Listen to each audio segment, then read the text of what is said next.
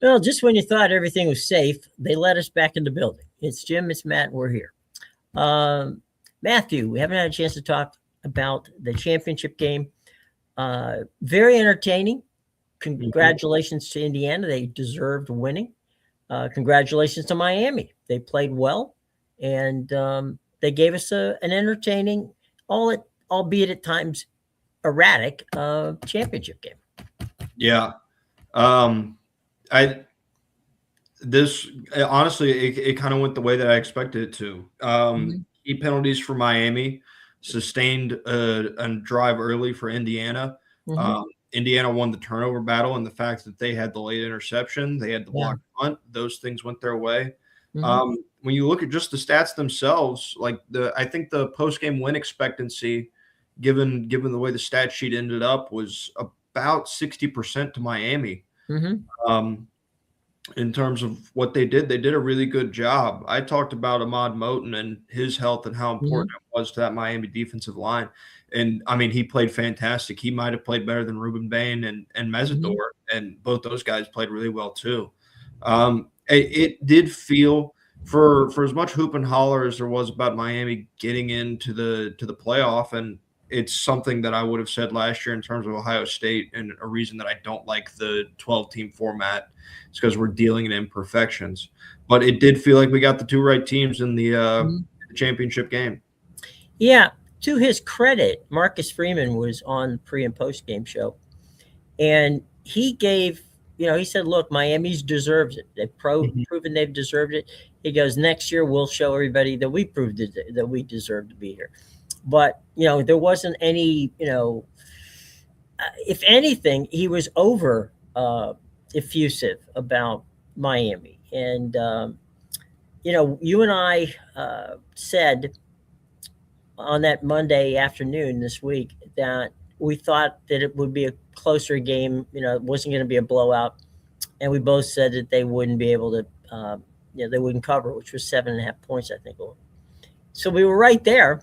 And honestly, after that first half, Miami seemed to find their footing, and they played them tough. That's all you can ask. Yeah, absolutely. They found the running game a little bit better in that second half as well. An interesting stat, and I don't know if this is the person that found it, but this is the X account that I saw it first on, and I'll give credit to. It's from at a David Hale Joint on X. So Carson Beck lost 6 games in his career in college football. 4 of the 6, the final offensive play was a Beck interception with a chance to win the game. I can remember that he did that at Ole Miss when he was at Georgia. He did it against Alabama while he was at Georgia. Alabama last year in the regular season while he was at Georgia. Obviously that one as well. And I think they're speaking on the SMU game as well. So it's a complicated legacy is what they described it on. And I think that's very true. When you think about all of the media that's surrounded Carson Beck as of lately, I think complicated is the right word to use it, because you've got conflicting stories about his time at the University of Georgia, many of which that I don't agree with. You have him just straight up walking off the field post-game after throwing that interception. It appeared that Fernando Mendoza was looking for him to shake his hand, congratulate him, on a good game played. But he walked off the field. There's some other off-field stuff that you can get into with it. But it's interesting because I wonder how the NFL will view Carson Beck based on the way that his college career has went and ended. Look, the NFL, like any other organization, I'm going to say this may not be fair. They don't give a damn about your character. All right. Yeah. I think they've proven that many times. All right. What they care about is, can you do what they ask you to do? Now, you followed Carson's career way better than I have. Okay. I will tell you, I do know Joe Zagacki, who is the voice of the University of Miami. And, he wasn't a fan necessarily of Carson coming to Miami. That being said, I spoke to him the other day, and I asked Hmm. him, just out of curiosity, you know, the guy, the guy's leaving. You weren't happy because he goes, Jim, I got to tell you something. I said, what? He said, I sat down with the kid. I sat down with his family. He said he couldn't have been better that entire time. Couldn't be a better teammate. He said, I think Hmm. he's found himself at the University of Miami. Did that fix issues? Meaning his mechanics as a quarterback and all that. He said maybe, maybe not, but I think he grew up here, and he Hmm. said if that is what has happened, well then the University of Miami was good for him. Yeah. So he said, that Carson Beck, the person, and Carson Beck matured over that 1 year, and that he was a good teammate. That players liked being around him. The coaches liked being around him. Because believe me, if there's a person who would know, it'd be Joe. Hmm. Spends he actually left the radio station that he worked for to become a full-time person at the University of Miami. Hmm. So he is in that building every day, and would know. So if he tells me Carson Beck has learned, how to be a better person, uh, I got to go with him because he's there. He lives with him. I don't. Yeah. Yeah. And I think that some of the stuff, like it feels like a lot of the media discourse has Hmm. been fairly negative towards Carson Beck, Hmm. really going back to his time at Georgia. Hmm. Um, but I think there's some things that's due just criticism, Hmm. and there's other stuff that's not. Like he is still a person. Hmm. You've got stories like that of people that like him. They're still teammates at Georgia or played with him Hmm. at Georgia that liked him. It's not like it's an overarching thing, but it does seem like the media messaging, at least from the common person, is that they don't like Carson Beck. Hmm. Um, but luckily enough for Carson Beck, the way he played this year Hmm. and what he did on the football field is going to dictate a lot more than what people online think about him. Yeah, and him going off. I do know that somewhere. Oh man, uh, somewhere during the course of the evening after the game, I Hmm. do know that Carson Beck did find Mendoza after the game, and they had a conversation before both of them headed to their respective buses to go back to the hotel. So I do know that they had a conversation and that he was congratulated. Yeah, So that part I know. yeah, Um, Look, I've never been in a national championship game, so I can't relate to what it feels like if are leading a team. I mean, look, they did it against Ole Miss, right? He got down there. And to his credit, Carson Beck ran in for a touchdown, won the game. Um, you're driving for a national championship. You think you got it on the edge, and you make a mistake, and you're the guy that makes a mistake. And so you know, a lot of people handle it a whole different way. I have absolutely no idea how I would handle it. yeah. And I mean, it's to Carson Beck's credit, the coverage that he was looking at and the coverage that he Mhm. knew he was getting, that was the correct read. Mhm. It appeared to be too high. The cover two just it sunk. And I went through and I watched it. And the explanation for it is that when you have cover two, specifically if you're that cloud flat Mhm. defender, that if you don't have a threat of something coming underneath, which when you Mhm. go back and watch the play is not something that happens. There's not a running back that comes out in the flat. Tight end doesn't run a drag over that way. Right. There's nothing coming across to that end of the field. It's just that go ball. Then Mhm. as the defender and as that cloud flat, you are Mhm. taught to sink on that ball. Right. So he threw what he thought was going to be the correct football. Mhm. Obviously, it turned out not being because those Indiana DBs have been coached well. Like Mhm. that's what we talked about or I've talked Mhm. about at least over and over and over again, is how well coached Prepared they the were. Indiana football team, how prepared they were in this football team. And in that moment, they did the mechanically sound thing in the way you're Mhm. supposed to play that when you don't have that underneath threat. And he sunk on it and he made the winning play. So I think it's twofold. I think Carson Beck knew what he was looking at. I think he thought it was the right throw. I think, to be honest with you, a lot of quarterbacks in that same situation would probably think it's the right throw as well. But for that credit, you also have to give the just credit to Indiana and their defense and the way they've coached them, because they were in the right spot at the right time because of what they had done throughout the week. Matt, for years I've said to people, whether it's baseball, football, basketball, it doesn't matter. They'll say so-and-so made this big mistake, bad pitch, right? And so, sometimes you can make the pitch you want and they'll still hit it out of the park. Okay. So Carson Beck, that may be 9 out of 10 times that's the pass that he's told to throw, that he throws perfectly. But as you said, sometimes the defensive back actually makes a play.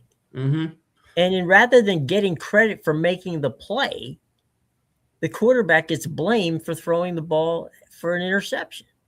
And, okay, why doesn't the quarterback get any grief for when the receiver runs the wrong route or falls down, or because it's a timing thing?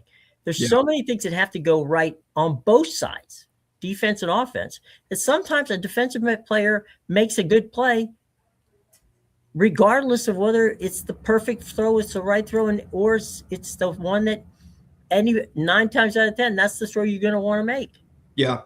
I mean, I'll give you an example of this. Going back to last season in baseball, it was in the middle of the summer, and the Red Sox and Yankees were playing a game. Crochet had gone, I think it was like 8 1/3 or something like that, and Aaron Judge was up to the plate. He had struck him out 3 times. He had him in like a 1-2 count or something like that. Crochet missed with a fastball low and in. It was 100. He came back with a fastball low and in, painted it on the black, and Aaron Judge hit it out of the park. Like it was 100 on the black, low and in, perfect corner, perfect paint job. Aaron Judge is just the better hitter and had an inkling as to what was coming. So sometimes you make the right pitch, sometimes you make the right throw. It just doesn't matter because the other team or the other player just executed better than you did that time. Well, I think to your point, well coached, well understood. He made the play. Again, you had mentioned it on Monday. Kurt Szigeti and that entire Indiana team was good for a reason. They were 16-0, not because they were lucky, and not because they only had, 8 4-star players on that team? Something like that. It was less than 10. It was less than 10 for sure. So he creates a system and a situation where people want to play it, and they play it disciplined all the way through. And at some points you have to give these guys credit. Yeah, they understand the system that they're running, and they recruit it very well for both sides of that football. Like D'Angelo Pons at 5'9" is not a cornerback that's he was a JMU. Yeah, that's necessarily going to fit. Like you see a 5'9" cornerback, if you're at Georgia, you're at Alabama, and all these big programs, Ohio State, like you're not taking D'Angelo Pons. I don't care how good he covers. He's 5'9". Like they're not taking a chance on that guy when they've got 6'2" receivers. Yeah, they got 24 4-stars that are 6'1" that want to come play there. Right. Like that's not something that happens. Elijah Surratt, for his credit, because he is a really good 50-50 ball receiver. He knows how to run the back shoulder. Like him and Fernando Mendoza had that down. Yeah. Not a fantastic route runner when it comes to like in breaking routes and stuff like that. He doesn't run a lot of those. Like that's not his thing. They do the easy open access throws and the RPOs and stuff like that, and it's designed for him. Because if there was a scheme that it required a bunch of in breaking routes and these hard cutting routes and stuff like that, and that's what you have to get to be open, then Elijah Surratt's not starting on that football team. But they know who their personnel is, and they know but to your point on that, right? They interviewed him, I think it was the morning after, and they said, "What about that? The back shoulder?" He goes, from August, excuse me, from the last week of August Mm-hmm. through almost the entire season, he, the two of them would get up at 5:30 in the morning, go into the training center, and Mm-hmm. work on that same pass for over, an hour. Mm-hmm. Just that pass. Yeah. Good. When um Jerry but on that. yeah, when it's executed correctly and you have your timing down and it's something that you really work on, the back shoulder ball is the best throw in football. Like, Sure. If you don't can make it. yeah, if you have the timing and the chemistry with your receiver to hit on that back shoulder ball consistently, it's the most unguardable play in football Mhm. because there's no like the DB doesn't know the ball's coming. Like, and typically the only way that you're really going to break it up, there's one of two options. You can interfere with the receiver and have it not be called, or you And can make a pray. or you can make a punch through the hands and Mhm. hope that you knock it out. But you're taking like a puncher's chance on that football when Mhm. it's thrown. So between Surratt and Becker, like they both have that back shoulder ball down. Becker may have it down better than Surratt does. I Mhm. mean, what he did was fantastic as well. So again, that comes down to the hard work and the coaching because that's something that they teach, and it doesn't matter how long and how physical those Miami DBs were, they were still making those plays. Mhm. Let's down again. Credit to Indiana. We'll see how they go next year. There's no reason to believe they're going away. Hmm. Whether they'll be a championship caliber team, we don't know. But kudos to them. They deserved it. They won. Kudos to Mario Cristobal and the University of Miami Hurricanes. They proved that they belong. So there you go. All Hmm. right, let's downshift now into couple of topics that have come up. Sports media writers have just been excoriating um, the ESPN with Paul Feinbaum and all that's gone on. That they've gotten to the point where they're sick of watching ESPN because they're sick of watching Paul. They're sick of watching uh, people who end up being apologists for the SEC or shills for the SEC or whatever you want to call it. Now, as someone who's been on both sides, from this actual sports media side of writing it and on the other side of actually putting the shows together, I think more than anything, it's not the SEC's fault. It's the people who are delivering that information. I personally am tired of Paul Feinbaum. Hmm. Now, I got no beef with Paul. We've always had a good relationship. But Paul has stepped out of what he used to be and has become a personality. Instead of being, he was a brilliant writer, Hmm. and then he became an institution in Birmingham, Alabama, doing an afternoon talk show, which he was basically the voice of the University of Alabama from a standpoint of every day. Um, and ESPN elevated him. Good for him. Good for them. Mainly for the SEC network. But then Paul and a couple of other guys got in there, and it just made it hard to watch because they never said anything bad about a team from the Southeastern Conference. And you and I are Southeastern Conference guys, and we could say, you know what, this week, nah, that's not going to happen. They're just not as good as they thought they were, you know, because we can be objective. Hmm. We can look at another team and say, you know what, yeah, this time it's just not our time, right? We can try, but it's there. But they just continued to absolutely pound on the SEC, even though the ACC's team, Miami, was continually, right there in front of them. They didn't pay a damn bit of attention to Miami. Yeah, it's. I mean, in fairness to everybody, Miami won with like the SEC formula. Like the thing that SEC fans or teams like Mhm. Alabama fans, Georgia fans, everybody like they have seemingly pride themselves on the lines of scrimmage and being able to dominate there. Like, we're Mhm. the more physical league. We do Right. that. Miami's DBs were more physical. Miami's linebackers were more physical. Both their lines of scrimmage were more physical, I think, than any team in the SEC this year. And I mean, they proved it against the team that beat the eventual SEC champions Right. in Ole Miss in the Fiesta Bowl. So there's that.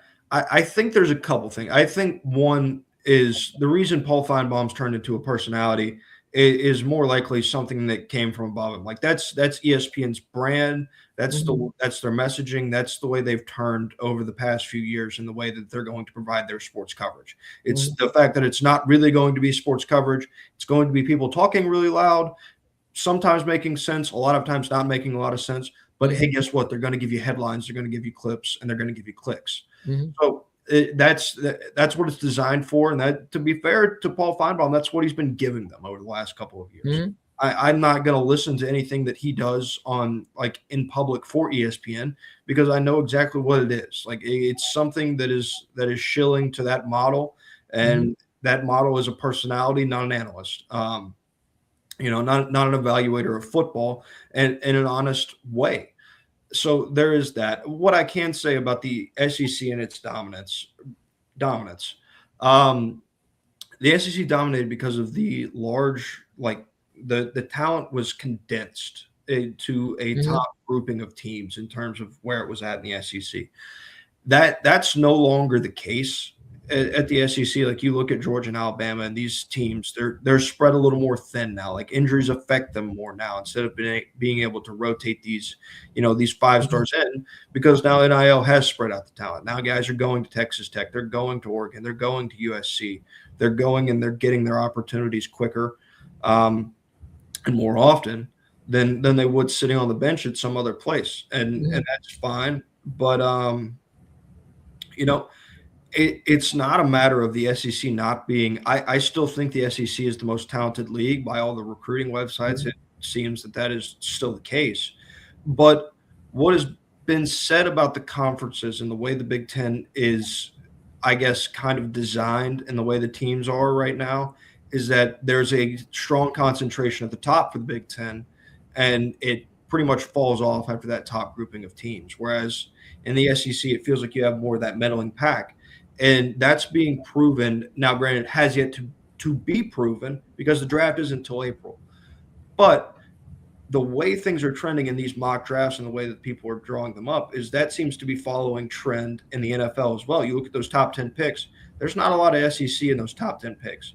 But Mhm. then you go from outside the top 10 really through 30, Mhm. then you start getting a lot more of the sprinkling of the SEC players in a much more congested version of the SEC there in those back half of the first round. It's because the top talent is in the Big Ten, like the highest performing is in the Big Ten, and the good talent lies in the SEC, but it's not at the same level of that Big Ten talent at the top end. Mhm. Well, the other thing too, from the SEC standpoint, is that you've got a Vanderbilt now. Vanderbilt wasn't there before. Okay, you got Ole Miss. Ole Miss wasn't consistently. I'm talking consistently now. Mhm. Eventually, there were times when Vanderbilt and Ole Miss both were decent, but not at the level they're playing now. Um, so you've got that. The era of the NIL, which I've got that little graphic up there. Uh, if you look at what happened at Indiana, you have to, you can't, you can look at it one way and say, gosh, there can be instant success if we get, but you have to have the right guy, Mhm. right? I mean, you can't just expect, okay, well, here we go. We're going to call Mark Cuban and tell him we need, $30 million to put together a payroll for Indiana. Well, you can, and he'll send it to you, but you got to have somebody that puts it together. And I think that what we're seeing now is that with NIL, that there's no really, forget the leagues now. All right, we're Mhm. now looking at teams. What teams from the different leagues can be power teams? Like, your Power 5, Power 10 teams, because that's where the players are going. Yeah. Which doesn't mean they're not going to Alabama, doesn't mean they're not going to Florida, doesn't mean they're not going to Michigan or Wisconsin or wherever, right? Or for that matter, Miami or Florida State or USC um, or Oregon or Washington. It just means that now they have a plan. They have an option. They can go and play. And it's really, who am I playing for rather than what the school is or the conference is. Yeah. And that's changed the narrative. It's almost like an NFL format, right? I'm going here because the coach is here, and I could probably do really well in that scheme. Yeah. I'm going through and I'm looking at, because I wanted to see the 2 transfer portal classes they brought in. For Indiana in 2024, they brought in what On3 has valued as the 13th best transfer portal class. Okay. So that was this year's team. That was the class that they brought in. It was ranked 13th. If my computer will work here, I'll get you 2024 in a second. But what the point I was going to make based on pulling this stuff up, and here it is. And they had the 10th ranked class in 2024. So what they built was, they didn't build it wasn't a very high rated recruiting class out of high school. It wasn't the highest rated transfer portal class either. But they hit on their guys, and they got the amount of guys in there. This is replicable, but it's incredibly difficult too. Like, I don't think they paid as much as people think they paid for the roster. Like, they didn't sign the number 1 class in the transfer portal 2 years in a row. They didn't sign a very high school recruiting class. This was done because of how good they were in the coaching. Like, that's what you have to do. Obviously, you're going to have to invest in your football team if you want to be successful going forward. And that's something that some teams aren't doing. Like, I know that Alabama isn't at the top of the NIL game. I know that Georgia's not at the top of the NIL game. You can see that because Ole Miss was the SEC team that went the furthest this year. I'm not saying that those teams won't have success going forward. I'm just saying that so far their approach to the NIL world has not been fantastic up until this point. Indiana's approach was the right approach. They found a guy that could coach these people in the correct way, and this coach was a very good evaluator of talent, and he understood what scheme he was running, and so he went out and he recruited that scheme very well. That's what it's going to take to be successful. Like, you have to find a guy like a Kurt Signetti, because you're not always going to land the top class if you're one of these lesser schools. In fact, you're probably never going to land this class. It's replicable in its model, but it's extremely difficult to replicate. Like, I don't think people just think they're like, oh, well, this is a product of, NIL, and you can just go buy a really good team. Some of that is true, but it's disingenuous at its core of what it is, because this was not a result of Indiana going and paying, the top guys in the portal to come play football at the University of Indiana. This was a result of everything that Kurt Signetti and, to be honest with you, that administration did from the top to the bottom. They were perfectly aligned. They had the right guy in place, and he was the best coach in football this year and should be regarded as such going forward. We were talking a little bit earlier about Joe Zagacki in Miami, and I have no idea what Miami's classes were the past couple of years, but he told me that Cristobal and Jason and Mario Cristobal sit down and said, we need the biggest and best and fastest offensive and defensive lines that we can find. So in Miami's case, it was surgical, right? Yeah. They went out and got the guys. Now, were they 4-star guys, 5-star guys? Most of them, no. But they were big, they were bad, they were mean. That was a lot of beef on both sides of that line. And figuring that if we can build from those, to your point earlier, if we can build from the line back, we'll be fine. They had the skill players for the most part. they needed a quarterback. They got Beck. Excuse me. And but they built from a surgical standpoint. So I'm not so sure anymore whether these recruiting classes mean anything. Yeah, and so they did it. What I will give them credit for is they've done it like those. I can't speak to the defensive line. I'm actually trying to find it right now to see if they had these guys transfer in. Because I can't remember if Akeem Mesidor, yes, he committed to Miami in 2022. Maui Noah, their right tackle, committed to them out of high school. Like they built their trenches seemingly through high school recruiting, and to their credit, they've built the trenches through the high school recruiting, and then seemingly through the model. Quarterback has been interchangeable. Like they seem okay going out in the transfer portal and trying to land the best possible prospect they can at quarterback, and hoping that 1 to 2 years of that prospect turns out to be better than what they could try and recruit and develop out of high school. Like I think they feel like their recruiting resources in terms of their high school is better served on the trenches, and it's paid off. Mesidor was a commit. Inez Cooper was a commit. Samson Okunloa was an original commit. I know their center Brockermeyer came from Alabama.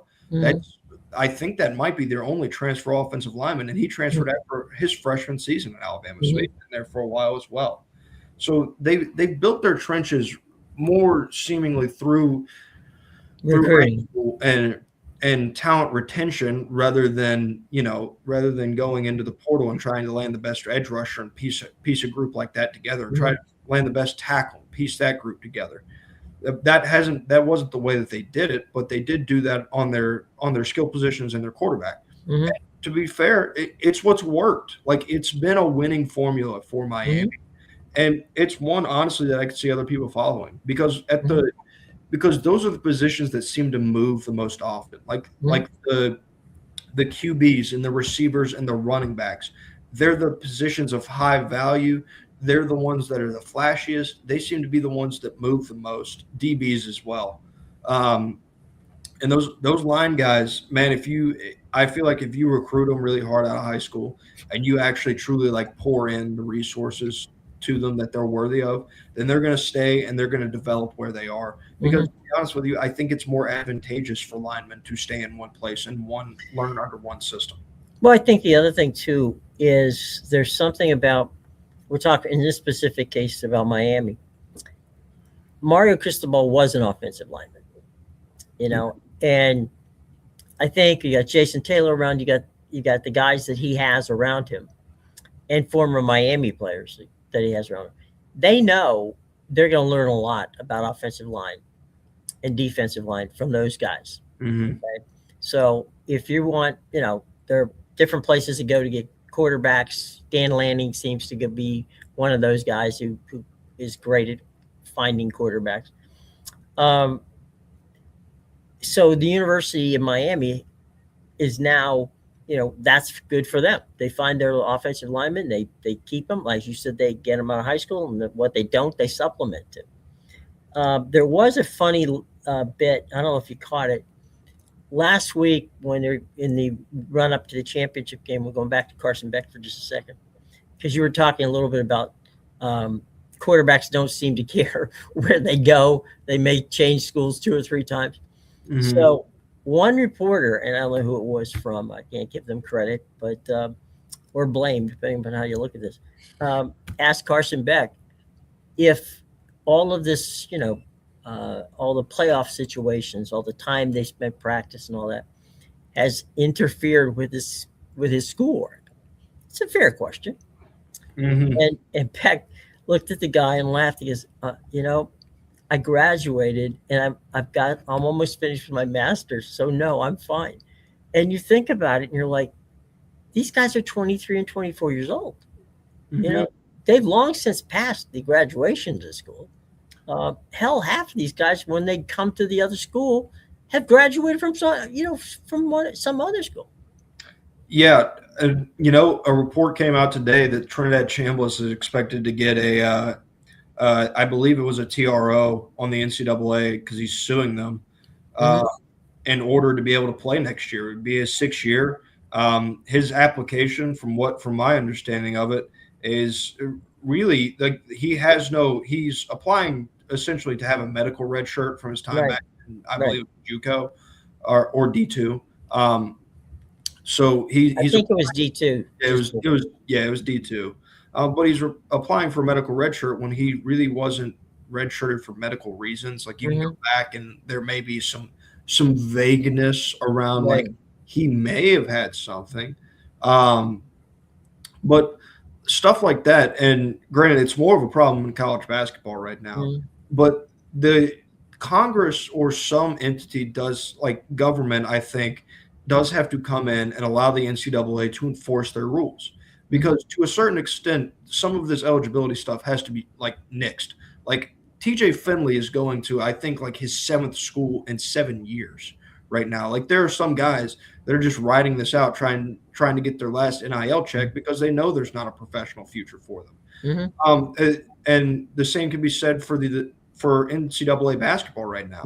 The Alabama just got a TRO for their former center, Bediako, I believe, Charles Bediako, to come back and play basketball for them. Like he was at Alabama. He declared for the draft. He stayed in the draft. He's on a G League team right now. Like he signed a G League team, but he went back to Alabama. This isn't the first time this happened. Baylor took a guy from the NBA. What's it called? Louisville, I think, started it with their G League Ignite team. They signed a guy from that team. So this isn't something new. It's a problem in college football. Like people pointed out Indiana's backfield, I think, on X. And to their credit, that's a 6-year senior that's taken a medical red shirt, and that's the reason that he's the age that he is. And then you've got a regular 5th-year senior that took a red shirt. Like these aren't extenuating circumstances. Guys like Carson Beck, though, guys like Trinidad Chambliss, some of these guys that are taking these years, and Beck's less of it because he had medical and he had a legit, yeah.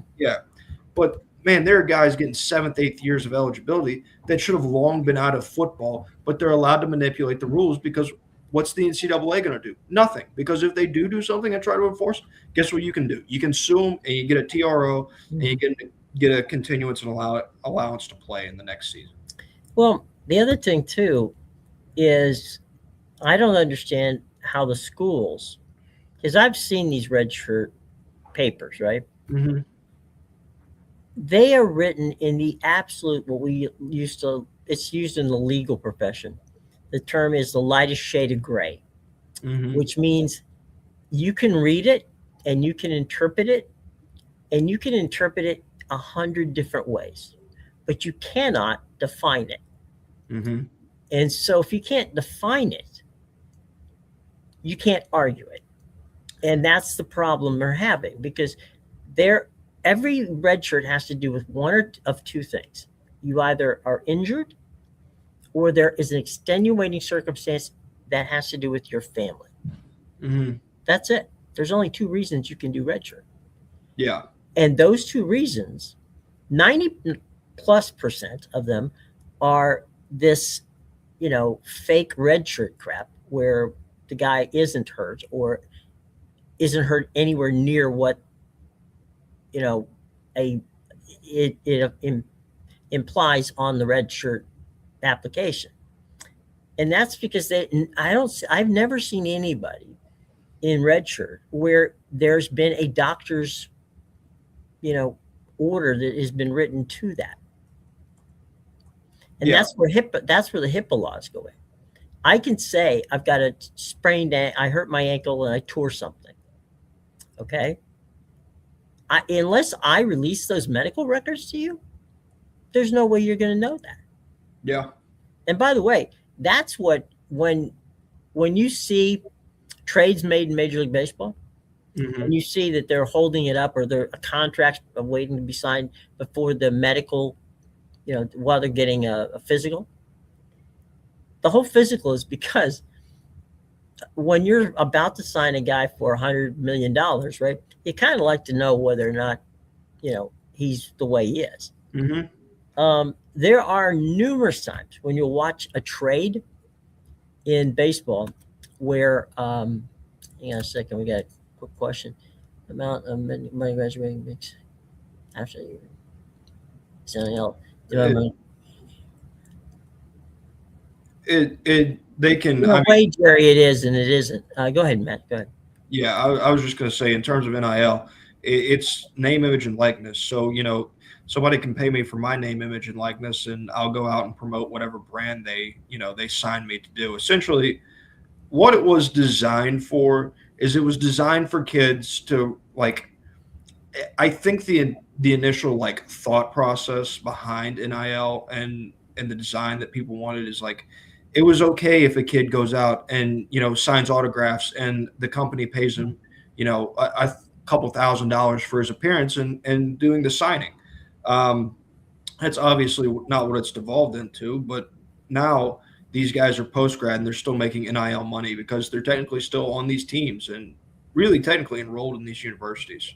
Ironically, Jerry, where it started was at UCF, and it started with a punter, and the punter actually had a YouTube channel, Mm-hmm. and it had nothing to do with the University of Central Florida at all. Yep. He was one of the early influencers, and he was making money on the side. Well, his point to the school was, wait a minute, you're telling me I can't have this YouTube channel anymore. If I don't have that YouTube channel, I can't afford to live. I'm a punter on UCF's football team back before they were in the Big 12. That was not exactly, a star role in college. The other part of it is the matter of, you're asking a kid to play, and you're making a ton of money. The colleges, university are making a ton of money off of, let's say, Tim Tebow jerseys, right? Or, things you can walk into a bookstore at the University of Florida or Georgia and anywhere and buy a shirt, a legit shirt, put your name on it, whatever you want to do, fine. And the player didn't get a penny off that. And the only reason number 15 at Florida was famous was because Tim Tebow wore it. Okay. Mm-hmm. Tim Tebow didn't make any money off of that. So the point was, what can we do to allow athletes to make some money so that they're not penalized for the fact that, we're making all the money, meaning the universities are making all the money. And the thing that the pushback was always, well, they get a scholarship, a 4-year scholarship. Well, no, they don't. They get a 1-year scholarship, and at any point in time, the coach of that university can say, you know what, year 2, you're not getting a scholarship. I've got another guy. I'm bringing him in. Yep. Okay. We recruited over you. Now, the only one thing they do have to do, and they only have to do it for the 4 years that you're there, or the 3 years you're whatever you're there, or whenever you're there. If you get hurt, they have to take care of you. All right. Mm-hmm. Only till you graduate or your 4 years are up. Yeah. Once that goes, you don't even have that. Mm-hmm. So the NIL was, in spirit, the NIL was a good thing. What it has evolved into is a totally different thing. Yeah. So you've got Arch Manning now doing Warby Parker commercials. Mm-hmm. You've got the lovely gymnast from LSU. Olivia Dunn. Olivia Dunn, thank you. Olivia Dunn doing the Nori commercials for the sweatpants and the outerwear. Good for her. I mean, yeah. That's fantastic that she does it. But then to your point, then you get the local guys. We've got buddies here that are the insurance guy who supports us, and it's a good dude. If he wants to say, you know what, one of the guys on the team needs a little money. In the old days, it would be under the table. Mm-hmm. Now it's okay. You can give him the money. Yeah. Right? And so, in one way, the NIL has worked well. Mm-hmm. But like everything else that we seem to have in sports, it can be abused. Yeah.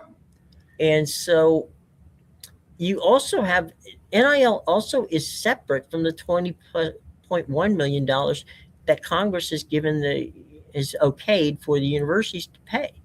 So which adversities are not adhering to, by the way. Like that's true. I'm just yeah, saying that they're just that was the, yeah, if you want to call it a cap, you can call it a cap. yeah. But that was it. And so I think the curious thing to me is I was very much pro NIL when it came out because okay, look, I've seen these kids, Mhm. and I do understand, and I understand why they need money.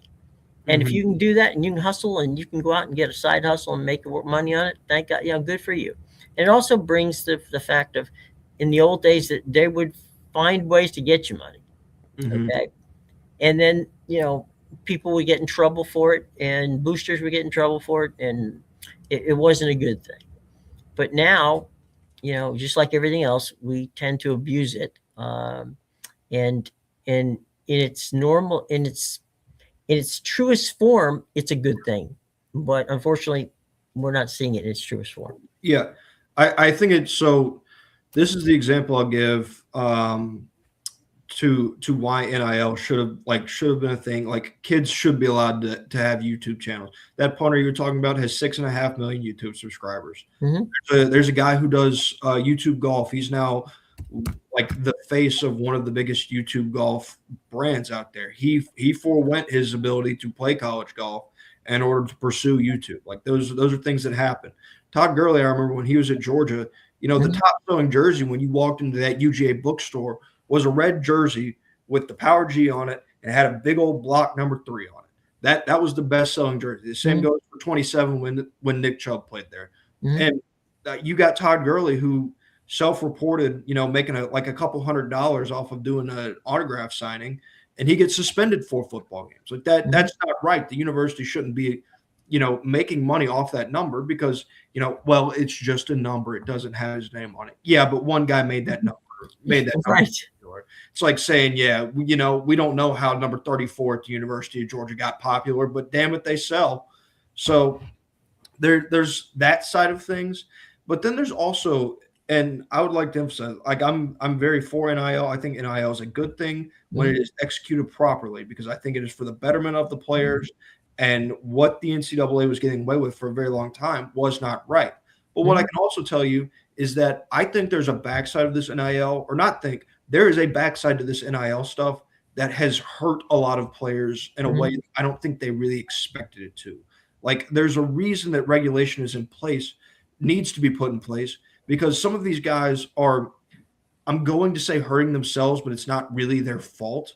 Like these are still, for the most part, 18 to 21-year-olds, fairly impressionable kids. If your Uncle Lou from down the street is telling you, hey, man, I got a call, they're going to offer you this much money to go play at this university. Mm-hmm. Just go ahead and enter your name in the portal because, like you're not allowed to have, like these universities, they can't have direct contact with the player. But obviously there's back channels they can work through to get their offers to these kids eventually. But a lot of these guys are getting bad advice and entering this portal when there isn't really a spot for them to go. And there's kids that are just flat out not signing some places when they enter the portal. Like they don't go in and they don't get a better offer when that was what they were sold on or believe they were getting when they entered the portal. A lot of these guys are entering the portal under false pretenses, and it's ending up burning them on the backside. And what ends up being potentially a bad career move. Maybe you go from a place where you have a future starting spot and you have an NFL future and you're probably going to get developed, and you enter the portal because you think so-and-so is going to pay you this much NIL money and you're going to get a starting spot there. Then you enter the portal. Turns out that was all for naught.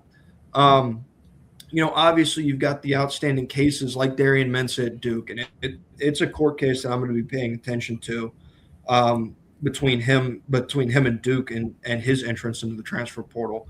Because I think that was really the one that's going to set the precedent. I think everybody thought Damon Williams at Washington was going to do that. He went back to school. That ended up not being anything. But this Darian Mensah one is one that I think is going to be a big determining factor as things currently stand in the way college sports will be treated going forward, because it's going to reset precedent.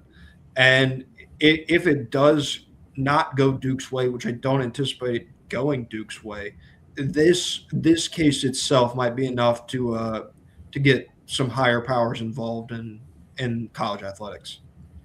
Yeah, and I think the other part of the equation is that I've actually had some kids come to me and say, "What they're in high school, and they say I'm getting ready to go to college.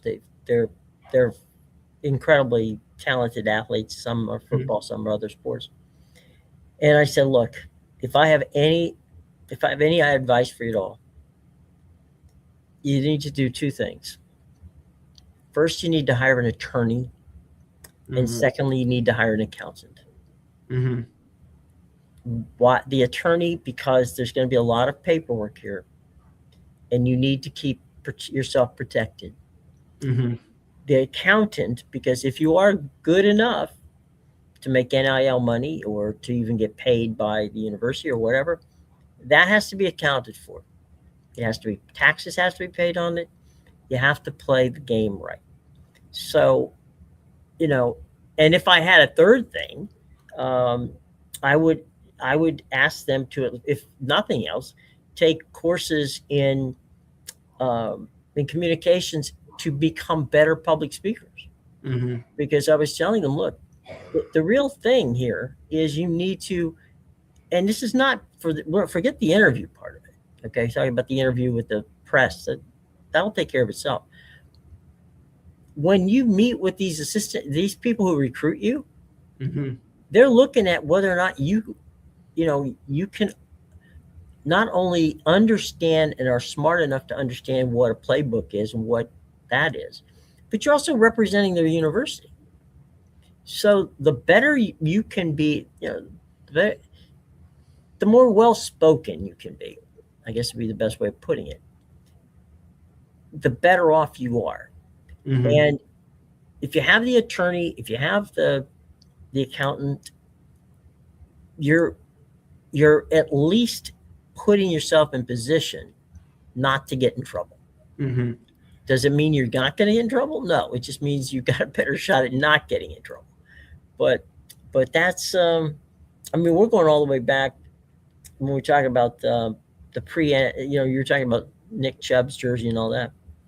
We're going all the way back to the Chris Webber thing where he talked about going into a sandwich shop around the corner from the bookstore at the University of Michigan and pulling out $5, and he had a sandwich and a bag of chips and a soda, and the guy says that'll be $5.40, right? Mhm. Whatever it was over $5 wasn't even dollar over $5. And he says, well, I'm gonna have to put the chips back. And he goes, hey, nah, don't worry about it. I'll let he knew him. He said, hey, Chris, don't Mhm. worry about it. He goes, no, I'm not gonna get kicked out of school for a 29-cent bag of Doritos, right? Yeah. So he takes his sandwich and his soda and he walks out the door, and he looks directly in the University of Michigan window at their bookstore, and there's number 5 jersey for $89 staring him in the face. Mhm. So, he's sitting there eating a sandwich and a drink, not not chips, because couldn't afford it, because Michigan's selling his jerseys. Mhm. Yeah, that was the part of NIL where like NIL was needed, like it needed to be Hmm. implemented. Some of the stuff that the NCAA was getting away with to be honest, like we're talking like borderline slavery in terms of the stuff they were getting away with. Like these Yeah. guys were making nothing, they were promised nothing, they were guaranteed nothing, Hmm. but in return they were going to make a lot of money off of them. And did. Yeah, and did yeah a nameless 15 jersey at the University of Florida isn't a nameless 15 jersey. Everybody Yeah. knows who that 15 belongs to. Like a nameless 6 jersey at Oklahoma isn't a nameless 6 jersey. Hmm. That's Baker Mayfield. Hmm. Like same goes for 28 at Oklahoma.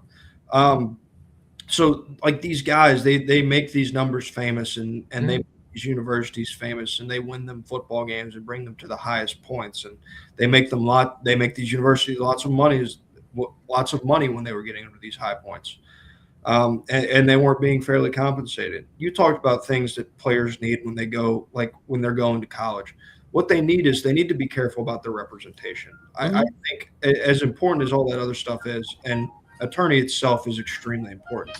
You have to be careful with how and who represents you, because if it's a family member, I'm sure they love you. I'm not questioning anybody's love for you. But what I am saying is that sometimes people have their own, they'll watch their own pockets and in the guise of helping you. So there's a bunch of guys that are led down bad paths because they have bad representation or an agent. And I throw air quotes because these are titles that people give themselves, and they have no reason. They haven't earned this title. They haven't done anything to earn this title. And a lot of times they end up, sometimes they'll just straight up screw a kid over just so they can get a little something on the side. Well, there's an entourage, right? They're your friends. You figure, okay, wait a minute, these are my buddies. I'm successful. I want to be able to share this with them because they're friends. Mm-hmm. I'm not telling you not to have friends, okay? Yep. I'm telling you don't have your friends as your agent, okay, Yep. or as your representative, or for that matter, family members. Mm-hmm. And I don't mean that your mother is a nice person or your father isn't a nice person. It has nothing to do with it, okay? Yep. You had mentioned there was that whole thing about Cam Newton's dad running around telling Auburn he'll come play there for $250,000. Okay, Mm-hmm. that was never found as to be true, but it sure made the rounds. Mm-hmm. It didn't make things any easier on Cam. No. From that standpoint. So it's unfortunate, but you just have to really calm down and understand that going to college as an athlete now is a business.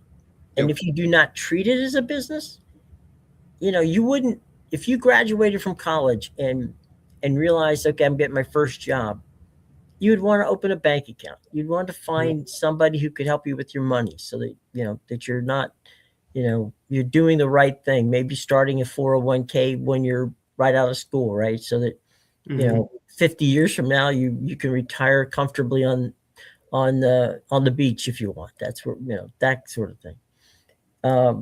But as an athlete and wanting to play in college sports, man, it's a whole new ball game, and you've got to protect yourself because you're the only one who can. Yeah. I mean, these guys, they're pretty much like if they go into this and they don't approach it as a business, they might as well be a zebra in the African desert. Like, you leave your home to go get a drink of water. Guess what? There's lions lurking in the tall grass. Like these guys are sitting there waiting. These business people, they'll eat you alive if they get the opportunity to. And you're not really allowed to have an agent, so that makes it even more important to have. You can have an attorney. Yeah, you have like, I think the guys is like representation now, because like a lot of guys are quote unquote represented by Drew Rosenhaus and his agency. Drew was the genius that came up with. He identified 4 attorneys in Miami who he went to college with, and those 4 attorneys went out and became the quote unquote intermediaries, as you say, representatives. They're not agents. Nope. They're attorneys. Yep. But they feed into, I mean, Scott Boras is the same situation with baseball. Yeah. And Scott couldn't talk to Bryce Harper when Bryce was in high school or college. But Jeff Daniels, not the actor, but one of the men from, Scott's company, as an attorney, could be an attorney to Bryce, and Bryce is his family. And he could advise him every possible way he wanted to. And that's how it worked. And once Bryce graduated from this thing at Southern Nevada School, which was a junior college school they went to because they played in a league that had wooden bats instead of aluminum bats. Then he could get drafted, and once he got drafted, he could get Scott Boras signed up. But it wasn't that Scott didn't have some sort of conversation with the family. Yeah, he just did it through a conduit. So there you go, boys and girls. Mhm. All right. Well, we're coming to the end of the road here on a Wednesday. It's great to get back together with my fella here, my man Matthew, and covered a lot of ground today. Um, Real quick, Cody Bellinger signs a new deal with the Yankees. Mhm. We both figured he wasn't leaving the Bronx. 5 years, 162 Mhm. is the deal. So Yeah. What I'll say on that is it was very clear that Cody Bellinger seemingly had, like, it was pretty much two suitors, especially after the Dodgers signed Cal Tucker, and then right. the Mets went and traded for Luis Robert yesterday. So Mhm. really, his main suitor was left in the Bronx, and I think, in all honesty, that's probably where he wanted to stay, anyways. I think you're right. I think that he wanted to, and a lot of guys will say, "Look, I want to go to the free agent market, but if I have my druthers, I'll come back here." Hmm. And 9 times out of 10, if that's what they really, really want, what they'll do is they'll talk to their agent and say, unless we get bowled away with something, Hmm. if the money is reasonably, even, Hmm. then there's no reason to leave. Yeah. But it's easier to do these. In other words, it's easier to get this 5-year deal than to get an extension. Okay. Yeah. Extensions would you would think would be easier, but they're messier Yeah. because they layer things in, and so I may have, I may, I'm there's all kinds of little things there that can screw it up. So to go out and come back, not a big deal if indeed that's where you want to sign. I agree with you. I don't think Cody Bellinger had any interest in going anywhere unless somebody was going to, blow the doors off at maybe, if it was up around the $200 million level. I think he would have thought about it. I also think the Yankees wouldn't have let him go. Yeah, there was a report that they were not going to get into a bidding war. I wonder if what did it's something that was a deal breaker with Alex Bregman in Boston. There's a full no trade clause involved in this deal for Cody Bellinger. Like, Mm-hmm. he knows that if he doesn't want to go anywhere, he doesn't have to go anywhere. He can be in the Bronx for the entirety of this contract. He has that full no trade clause. It was something that Boston wasn't willing to give Bregman, something that New York did give Bellinger, and I think it was probably a determining factor in him signing there. Wasn't but Alex was a 10-5 guy, right? He wanted a full no trade clause. Oh, okay. He wanted a full one, and to be honest with you, it's something that's understandable given Boston's. No, I understand. I'm just saying if you're a 10-5 guy, you have the right to veto trades. Yeah. I think he wanted the full thing because He wanted it in writing, is what he yeah, wanted. he wanted he was he was very aware of how Boston has In treated history. their Yeah. star players over the last decade. Hmm. And that's when they feel they're getting too expensive and too old, they trade them off. So it's a fair point, especially after Rafael Devers got shipped out in the season that you were there. Yeah. Oops. Yeah. So, all right. Well, we've got. We're going to start talking a little bit more baseball. Although we're going to get you to the Super Bowl, Yep. but baseball's not far away around the corner here, and there's a Yep. lot of crazy going on. Yeah. So we will be getting to you on the baseball side. Don't worry about that. Matt and I are seam heads. We're not gonna let you down there.